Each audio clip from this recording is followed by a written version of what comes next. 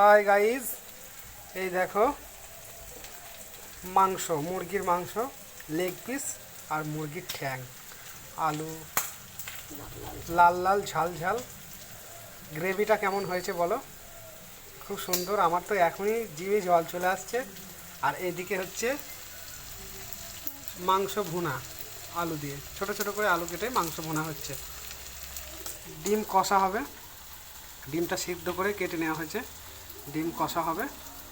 আর হবে আমাদের গাছের কলা, গাছ কাটা হয়েছিল কালকে, মানে পড়ে গিয়েছিল আর কি। থোঁড় থোঁড় রান্না হবে মুগ ডাল দিয়ে। কেমন লাগবে বলো দেখিনি গাইস, কমেন্টে জানাও। থোঁড় কার কার ভালো লাগে খেতে,